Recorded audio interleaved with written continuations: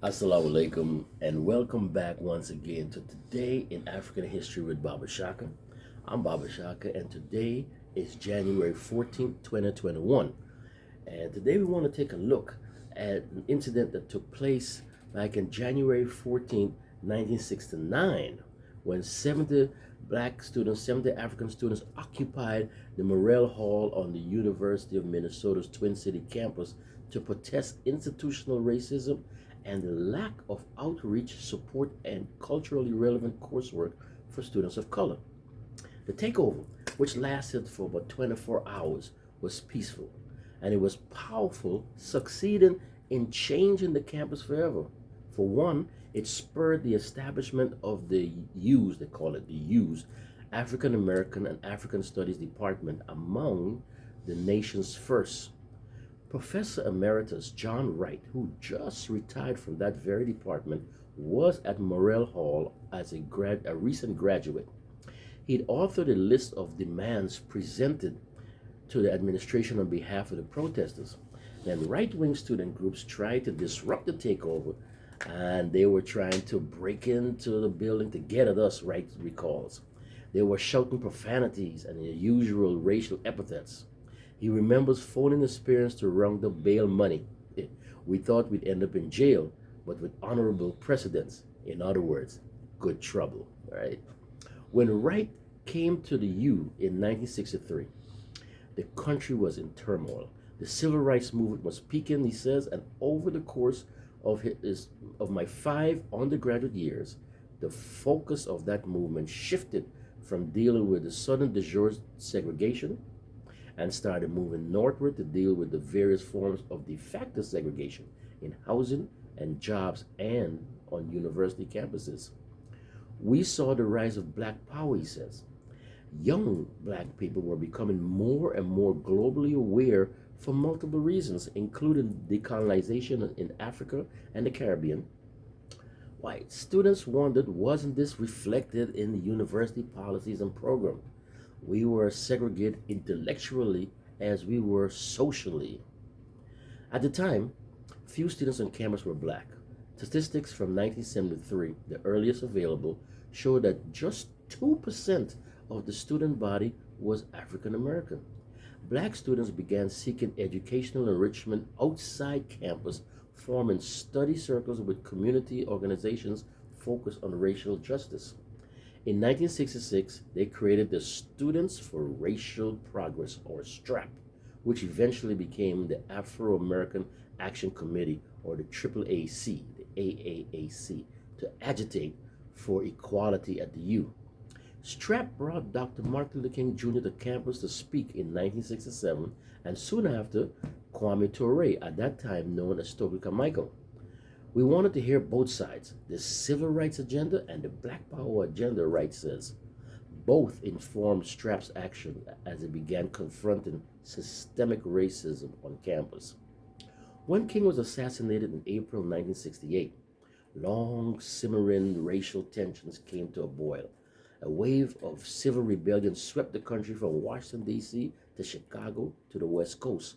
And Wright and his fellow students were ready to take action. See, Wright grew up on his grandparents' farm in what's now Minneapolis' suburb Robbinsdale. His father and aunt had attended the U in the 1930s during the presidency of Lotus Kaufman, who enforced policies barring black students from living in campus dormitories. Policies his aunt had helped organize the first black student organization to oppose. A high school math and science standout, Wright graduated early with honors. He might have chosen an historically black college in the South, but he planned to study engineering, and the U's engineering school was unmatched by any of the HBCU, according to his father. And, of course, the institution had in-state tuition, which was very low. Wright soon discovered that Minnesota's premier public university was still jarringly inhospitable to students of color. As soon as I got on campus, I comprehended the reality that there were only a handful of black students, he says. I was the only black student in any of my classes in the Institute of Technology. The sense of isolation was intense. Nonetheless, He would earn a bachelor's degree in electrical engineering, a master's in English, and a PhD in American Studies and the history of African peoples. The Monday after Dr. King's assassination, Wright was asked to write a position statement for the Afro-American Action Committee, the AAAC. He drafted a set of 7 demands, just 7, which were submitted to the then President Malcolm Moose. They included increased recruitment of and scholarships for black high school graduates, counseling and support for black students, very important, representation of black students on policy making groups, and equally important, and the creation of an African American Studies program. The administration's response wasn't hostile. Moose, the president, later called the students' demands eminently reasonable. But bureaucracy kicked in almost immediately. The university did what universities do, which is to set up a task force to study the issues, set up another task force to study that task force, and this, you know how it goes. Wright recalls, I don't think it was a matter of bad faith, but a standard procedural response. So Wright helped launch a recruitment team that went door to door, talking with prospective students of color. Beyond that, we saw little evidence that much was being accomplished. That led the 70 black students to occupy Morrill Hall the following winter on January 14, 1969, which Walter Cronkite, I should say, some of you remember him, he reported this on the CBS Evening News. Two of the group's 3 main leaders, Rosemary Freeman and Anna Stanley, were women. The third was Horace Huntley.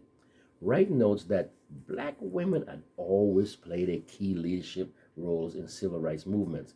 The historic role has been underreported, underestimated, and undervalued.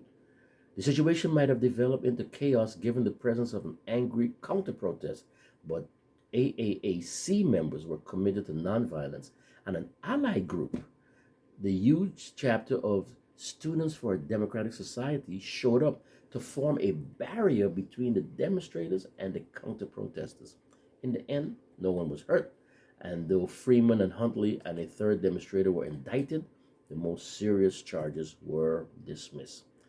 The protest prompted the creation of the Reverend Dr. Martin Luther King Jr. program in the College of Liberal Arts, which provides admissions and counseling services. Wright ran the program in the early 70s.